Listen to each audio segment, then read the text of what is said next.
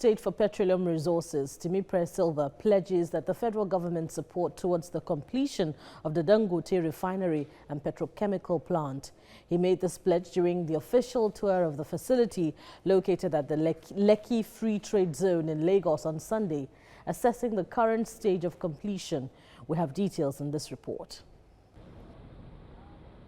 It's no ordinary visit here to the world's largest single-train petroleum refinery, with a capacity of 650,000 barrels per day and 838 kilotons per annum polypropylene plant. The convoy of the Minister of State for Petroleum Resources tours the facility in the company of other key players in the oil and gas upstream and downstream sectors. The president of Dangote Group plays host. After the first round of the tour, a briefing is held to give updates on the stage of completion. What we want to also do here is the largest subsea pipeline infrastructure in any country in the world, and the whole target of this pipeline infrastructure is to handle 3 billion standard cubic feet of gas per day.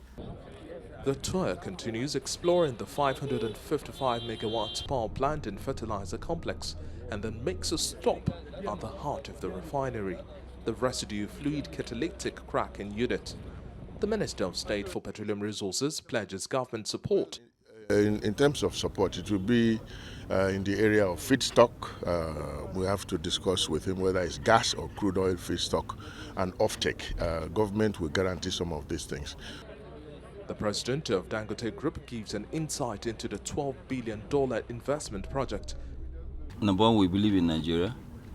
And number two, we know that if we don't do it ourselves, nobody will come down here and do it for us. You know, there's a growth in population, almost 3% annually. Our objective is the same, to make Nigeria a net exporter of petroleum products.